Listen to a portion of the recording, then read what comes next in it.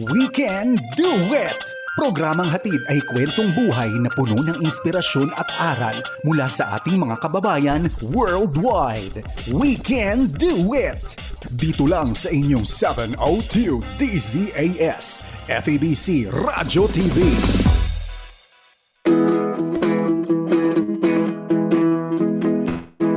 Kaibigan, kaibigan, siya'y kaibigan mo. Kaibigan, kaibigan, kami kaibigan nyo. Kaibigan, kaibigan, siya'y kaibigan mo.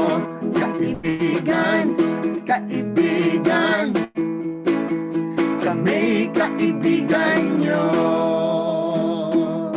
Well, ito nga ho ang programa nating We Can Do It every Sunday, 6:30 po ng gabi hanggang alas 7 po ng gabi dito sa 702 DZAS Radio TV, agapay ng Sambayanan. Yes. At kami po inyong mga kaibigan. Jonathan Ortiz, At JM.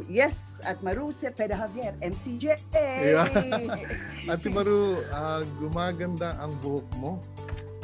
Bakit kaya? Ha? Ano yan? Naulanan lang yan. Nagkakulay ho ang buhok ni Ate Maru. Ang Yes. ganda talaga. Oo. Ako rin ho, nagkakulay. Ibang Oo. kulay. Natural. Oh, kasi alam nyo, pag dito sa America, pag umuulan, nag-blondie ka. Acid rain.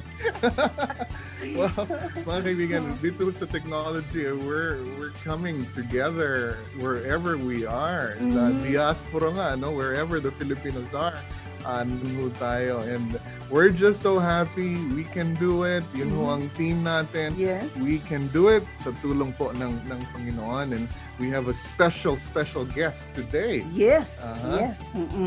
At bago natin, kasi binati mo na yung buhok ko, kaya sasabihin ko. Maraming salamat, Lani Wow. Pedrosa. Meron pa siyang hairstylist. Hindi pinilit niya ako, nagpapilit naman ako. Okay. Talaga naman. Baka sabi nila para sa akin, wala nang pag-asa. Talagang, but we can do it. You can do it, Don. You can do it. We can do it. So, hindi lang sa physical appearance ang ating mga, pero dapat rin nung mag-ayos, Oh right? yeah, oo naman. Kasi naman, We noon, represent. radyo TV na tayo. Radyo TV. Pamboses lang ho tayo, radyo. Oo, Pero, before. Yeah. Pero dapat, as a child of a king, ay Yes. kailangan ang We- representation is very, very important. That's true. We represent Christ well. Yes, Yeah. yes. Well- Now, we go to the first part of the Yeah. program, ang ating FEBC International, and you call it Mission Day. Day. And Yan. dahil mission po ito ng Diyos, ang gawain po ng Panginoon through the ministry ng FEBC. And I always mention this, lagi kong nababanggit na alam ho ninyo ang gawain ng FEBC, right? Sa DCAS, 98.7 DZFE. Pero may malawak po ang gawain ng FEBC International. Yes. Nagpapasalamat tayo sa Panginoon dahil na-involve tayo dito sa US, and ang involvement po natin dito sa FEBC US ay sa buong mundo. Kaya I get lots of stories about what God is doing. Wow. This is His work, Mission Day. Kaya gusto naming ibahagi ito sa inyo para patuloy ninyong ipanalangin ng FEBC. At the same time, ma-involve po kayo sa inyong personal lives, sa inyong community lives, Yes. sa inyong community, yung gawain, yung Yeah. mission ng Panginoon sa At buhay. gusto Amo ko lang, natin yan. gusto ko lang pasalamatan ng ating mga prayer supporters Yeah, ng ating definitely. Far East Broadcasting Company. At maraming salamat po at kitang-kita ng Panginoon ang mga puso That's na true. mga nananalangin at nagsusuporta sa ministry ng Far East Broadcasting Company. Alam ho ninyo, for more than 70 years, dito sa FEBC US, 72 na? uh, 3? 7? dito sa US, we're celebrating actually 76 Dito sa Yeah, US, sa yeah, US. because it started here. Yeah, it started here. Mm-mm. Alam mo, ano yan? Miracle ho yan kasi wala ho tayong mga commercials, wala ho tayong mga promos. Yes. Hindi ho tayo humihingi ng mga bayad ho sa mga profit corporations. Pero ho, nagpapatuloy ho ang gawain ng Panginoon. Right. Sa faithfulness ho niya and also the faithfulness ng mga kapatiran nating sumusuporta. Sumusuporta, yes. Wala, Ate Maru, ito uli yung gusto kong bahagi sa atin. Verse muna tayo, verse. Yes. Romans 10:13 hanggang 14 mula sa Bagong Tipan, Filipino Standard Version. Sapagkat ang bawat tumatawag sa pangalan ng Panginoon ay maliligtas, ngunit paano sila tatawag sa hindi nila sinampalatayanan? Paano naman sila sasampalataya sa hindi nila napakinggan? At paano sila makikinig kung walang mga ngaral? Kaya ho, tayo, ang mga kamanggagawa natin ay humahayo para ho ibahagi ang salita ng Diyos. Noon hong isang araw, nabanggit ko nga sa inyo yung mga kumu. Sa Laos. Kumu sa Yeah. Laos. Okay? Pagpatuloy ho natin itong kwento natin ito. Nabanggit ko rin ho at gusto natin ulitin na ang FEBC po ay nag-broadcast sa 52 different people groups sa Ebanghelyo po ng Panginoon through shortwave broadcast, Wow. Ate Maru. So we're still using shortwave.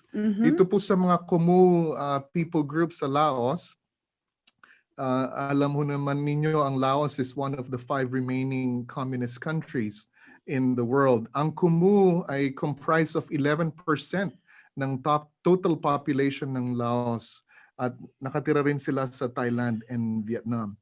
Ang mga Kumu po ay mga deeply animistic. Mostly actually, yung pinanggalingan natin mga Pinoy bago pumasok ang Kristyanismo, we're animist. Basically, mahilig tayo sa mga spirito, yung mga nuno sa punso, Yeah. yung mga ganyan. Very Superstitious. Yes. Traditionally po, ang mga Kumu ay pagka nagkasakit sila, hanap sila ng ano tawag natin doon, yung mga manggagamot. Yeah. Yung... So anyway, alam niyo na po yun. sa Ilonggo. Ilonggo. Sige, Ilonggo mo. Mga Surhano. Surhano. Yan. so naghahanap po tayo ng mga nangganyan nagpapagaling, right? Pero marami ho sa mga Kumu ngayon na nakakilala na sa Panginoon. At naghahanap sila ng mga Christian friends nila at mga kapitbahay na yun ang pinupuntahan nila kasi may sakit yung mga kamag-anak nila. Ipanalangin niyo po kami. Wow. Ipanalangin niyo po kami.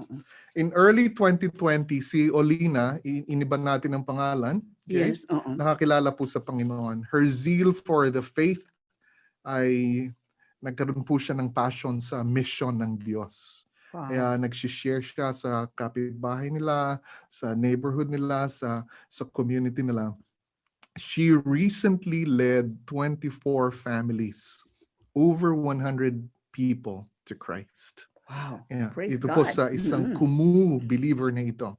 Sabi niya, when they hear from Christians that God can heal them, nilalapitan po siya, nagtatanong, humihingi ng tulong na, pwede niyo ba kaming ipanalangin, Sister Olina? And at marami ho siyang ipinahayag also, na nakilala siya through FEBC, at pinopromote din niya ang ministry ng FEBC sa pakikinig. Wow. Ang mga Kumu natin, ang Kumu work natin, Ate Maru, nung nasa Thailand tayo, no?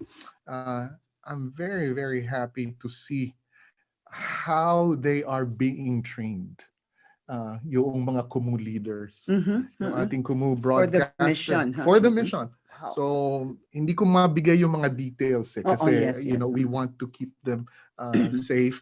Pero ang ganda-ganda ng follow-up team, yung leadership training na ginagawa nila. At sila ngayon ang nagiging pastor doon sa Laos.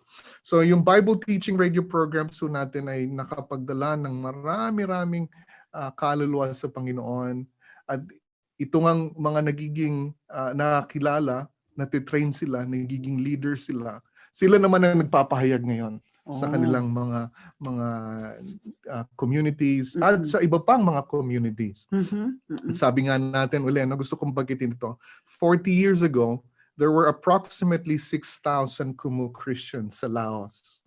Ngayon po, there are more than 400 churches and 70,000 believers.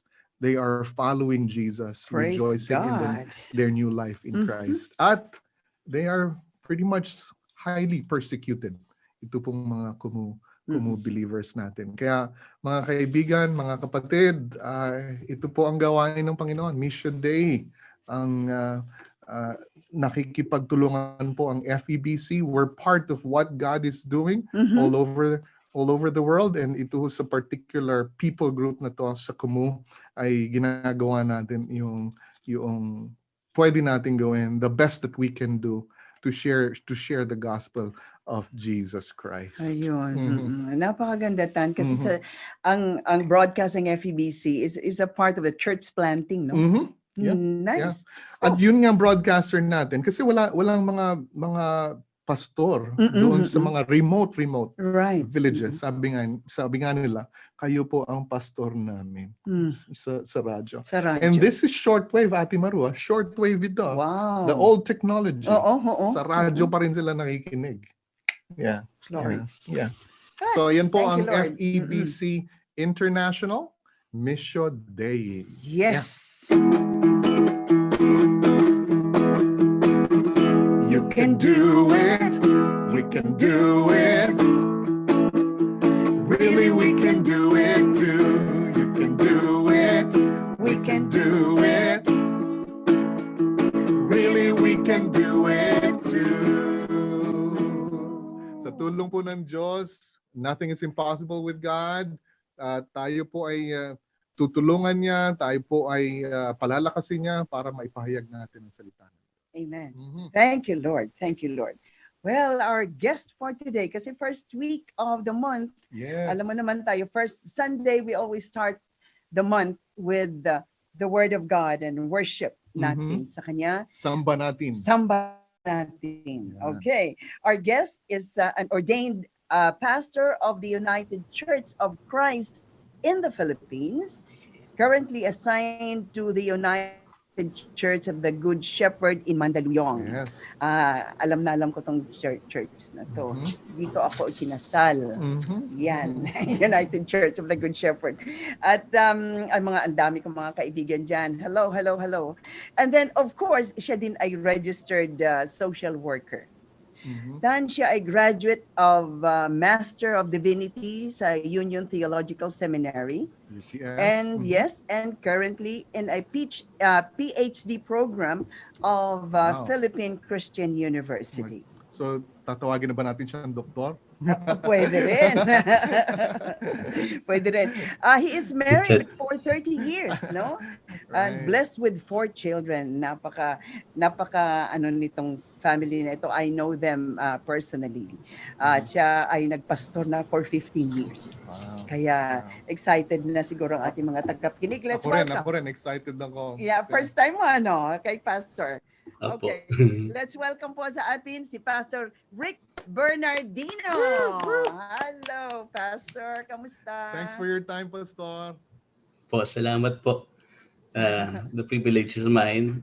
Purihin ng Diyos for this blessed day na kasama kayo. I'll be reading from Psalm 3.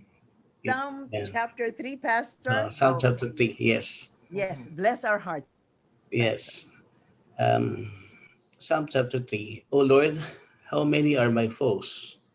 How many rise up against me? Many are saying of me, God will not deliver him. But you are a shield around me, O Lord. You bestow glory on me and lift up my head. To the Lord I cry aloud, and he answers me from his holy hill. I lie down and sleep. I wake again, because the Lord sustains me. I will not fear the tens of thousands drawn up against me on every side.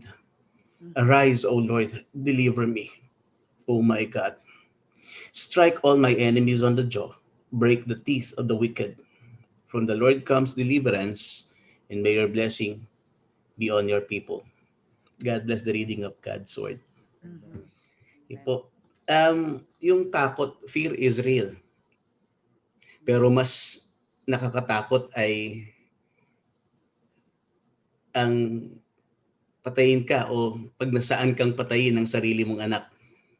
Because this is a psalm written by David when he was fleeing from Absalom. Mhm. Di po ba? Yeah. Isang matapang na hari ang natatakot makipagdigmaan. Kaya minabuti na lamang niyang tumakas sa kalaban.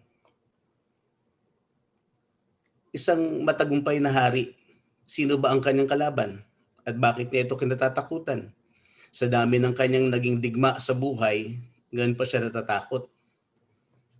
What could a victorious king cannot do? Marami na siyang napatunayan sa kanyang buhay. Natatakot siyang makipagdigma sa kanyang sariling anak. Hindi lang takot ang nananaig sa kanya. May ibang mga dahilan. And I'd like to dwell on this, I think, reasons. No? Una, of course, ayaw niyang siya ang maging dahilan ng kamatayan ng kanyang sariling anak. Walang magulang ang pwedeng maghangad ng ganyan. Batid niyang hindi siya naging mabuting ama o may bahagi siya sa inaasal ng kanyang anak. Of course. No? David is a great king. He was able to unite the 12 tribes. But then again, meron siyang napabayaan sa isang aspeto ng kanyang buhay at yun yung kanyang sariling pamilya. Batid niyang may bahagi siya sa inaasal ng kanyang anak. That's one reason I think. No? Pangalawa, batid niyang ang kanyang kaharian ay dumadanas ng kaguluhan because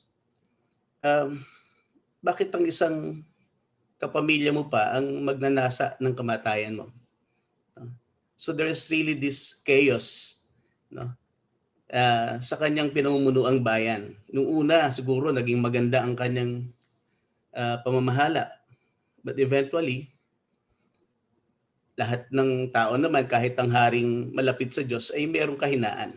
And so, babatid niya yung kadahilanan kung bakit mayroong ganong mga kaguluhan o kaganapan sa kanyang buhay. Batid niya na ang kanyang pinagaharian at kahit ang sambahayan ay mayroong kaguluhan. At meron siyang bahagi din o kapabayaan sa nangyaring yun. Pangatlo, may takot si David sa Diyos. Ayaw niyang ang Diyos sa makatarungan, nababatid niya that God will not allow it to happen, that God is not actually glorified at hindi siya nasisiyahan kapag ang isang sambahayan ay nasa kaguluhan. O kung siya pa ang magiging dahilan ng kamatayan ng kanyang sariling anak, God will not be pleased by that. Because family is sacred. Yung pangamba at takot, as I was saying, normal naman yun, di ba? Damdamin ito ng kahit sino. Pero sabi ko nga, masakit yung katotohanan na ikaw ay natatakot sa sarili mong anak and you plead for your life from the person that you love so much. Pero ang takot ay maaring daigin. Ang ginawa ni David, ni Haring David, tumakas siya. Isang mabuting kaparaanan ng pagtakas sa takot. Pero may mas mabuti siyang ginawa. The better thing that David did is that he consulted God. He come to God. Aside from fleeing, he appealed to God. No? Ang Diyos na higit na makapangyarihan sa anumang kalagayang meron tayo ngayon, handang tumulong sa atin kung tayo ay lubos na magtitiwala sa Kanya. No? Ang paglapit sa Diyos para sa pagtatalo, o pag-away man, o pagkaaway man, o pakikibidigma man, o anumang suliranin, ay isang kaparaanan ng Diyos upang tayo ay higit na makinabang. Alamin natin tulad ng ginawang pagtatapat ni Haring David sa Diyos. Inamin niya, marami siyang kaaway. Inamin din niya na Diyos lamang ang makapagkakaloob ng kanyang tagumpay sa mga laban na ito. You can read that in the verses. No? Higit sa lahat, ang paglapit ni David sa Diyos ay para sa kapakanan ng kanyang bayang pinamumunuan. Sa dakong huli, sa kanyang panalangin sinabi niya, nawa ang Diyos ang magpala sa kanyang bayan. That God will bless this nation. Ang panalangin ng pananagumpay ay hindi lamang para magapi ang kaaway. No? You don't pray for victory just to defeat your foe. No? Masakit nga yun dahil sa kalagayan ni David, minsan yung closest friend na meron tayo is our worst nemesis. But coming to God for with fear for the good of all. No? Yun yung unang dahilan. Yun yung pinakamalalim na dahilan. Ang paghahangad na mula sa makapangyarihang pagkilos ng Diyos, ang pagsasaayos ng kalagayan ng higit na nakararami. Nawa ito yung maging layunin ng lahat. No? Lalo na ng mga namiminuno sa ating bayan sa kasalukuyan na may kanya-kanyang interes. No? Tayo man bilang mananampalataya, we have our own Absalom. No? Maaring yung mahal natin sa buhay o maaring isang kalagayan na mahirap nating hinaharap sa ngayon, problema o pagsubok na ating pinaglalabanan. Ganito ang tagubili ng Diyos kung ito man ay isang kaaway. Sabi ng Panginoong Jesucristo, you love your enemies and you pray for those who persecute you. David did that actually. Pinanalangin niya yung kanyang kalagayan, ipinanalangin niya yung kanyang anak, yung kanyang mahal sa buhay. Sinikap niyang layuan ang laban at sinabi niyang ang Diyos ang lumaban para sa kanya. Hindi ito madali, subalit ito ang hamon sa atin. Ang mga kaguluhan o pag-aaway man sa loob ng ating sambahayan, sa simbahan man o sa mga samahan at maging sa pamayanan, ay isa sa ayos sa paghahangad ng higit na kabutihan para sa lahat. And this is the challenge for us. A lesson from the king, a victorious king. Itong aral mula sa isang haring nagtagumpay sa maraming laban, isang haring higit na kinatatakutan ay hindi ang mga kalaban, kundi ang kanyang Diyos. Higit sa lahat, sa dakong huli, walang naidadagdag na kaginhawahan sa puso at isipan ang manalo ka man sa lahat ng laban. Higit na mainam na panalo kung ang kabutihan at katarungan ng Diyos ang umiiral sa lahat. Yun lamang po yung gusto kong i-share sa atin sa bahaging ito ng ating programa. Pagpalain tayo ng Diyos, no? Wow. At manatili tayong nagtitiwala sa Kanya sa lahat ng kalagayan. Amen. Amen. Pastor, pwede mong i-close na ang prayer, yung devotion natin. And then I have some thoughts, I have some questions as well for Sige po. yeah. Sige, Pastor. And let's pray. Yeah. Gracious and loving God, we thank you so much for the many blessings, but also for conditions that really challenges us. Condition that really put us into trusting you more. Salamat po because you have been our faithful God Amen. sa aming buhay at sa aming pagiging simbahan. Salamat din po, Panginoon, sapagkat alam po namin na ang lahat ng laban ay mapagtatagumpayan namin dahilan sa ikaw ang kasama namin. Purihin ka, O Diyos, sa pagkakataong ito sa buhay ng aming mga kaibigan at mga mahal sa buhay. Salamat po sa programa ni Maru at ni Jonathan. Salamat po sa FEBC na sa aming narinig sa maraming pagkakataon ay ginagamit mo kahit doon po sa mga umuusig sa aming mga lugar o mga lugar na kung saan ang pananampalataya ay nahihirapang palaguin. Ikaw ang Diyos sa makapangyarihan at kaya mong daigin ang lahat ng laban para sa iyong paghahari at para sa iyong kaluwalhatian. Thank you, Lord, for our life. And we thank you, Lord, for this program, especially sa FEBC po. Yes. Pagpalain mo po ang lahat ng ito, lahat ng aming pagsisikap. Sa pangalan ni Jesus. Amen. Amen. Amen. Amen. Ah. Pastor, thank you ha. Alam ko salamat din. itong chapter 3, hindi madaling chapter ito for a devotion, pero pinadali mo. Salamat po. Purihin ng Yeah. Diyos. Amen. Now, So, sa Book of Psalms, ito po, parang laging ang simulan ni Haring David o kung sino man ang sumulat ay merong sigh You know, yung bugtong, ano yan? Bugtong hininga. Bugtong hininga. Yung Hininga. simula. Oo, yung sigh. Uh-huh. Pero pagka huli, yun lagi eh. Laging may pasasalamat at Yes. pagpupuri sa Diyos. Mhm. Oo nga. Oo nga. Amazing. Ganon talaga ang life in the Lord, no? We have to go through sa maraming pagsubok sa atin. Sabi nga, the last time na ang guest natin si Pastor Chito ay pag nasa gitna ka ng test daw, wag mong tanungin ng Diyos kasi hindi pa tapos ang test mo. Kung totoong test niya sa room na kumukuha ka ng test, hindi mo naman pwedeng tanungin yung teacher na ano bang sagot dito? Hindi. Tatapusin mo ng test bago sagutin. So maraming salamat sa Panginoon. Pastor, maraming salamat. Pastor, may today. question ako. Doon sa challenges kasi life is blessings and battles. And yun yung practically na ipakita na battles and blessings. Now, paano nyo hinarap ang COVID during this time? And hindi pa tayo bukas na bukas, you know, naghihintay pa tayo ng vaccines. As a church, I'm just curious, Pastor. Yes, it's a good thing that some of our people are also in the local government. Kasi kasama miyembro namin. Yeah. So we are privileged to receive yung mga blessings from the local government. Mas napaprioritize yung members ng church, especially yung mga mahihirap. Siyempre, mahal yan ng aming chairperson, si Kuya Boyet, yung congressman namin ngayon. Hindi niya pababayaan yan. Of course, sa isang daing lang, andi dyan. That's what's good about this, no? Nakaalalay palagi, lalo na ngayon sa panahon ng pandemya. But more than that, yung kasabikan ng mga tao sa worship, kita mo dun sa online worship, no? Yeah. Kahit yung hindi marunong mag-Facebook, nagbe-Facebook na ngayon.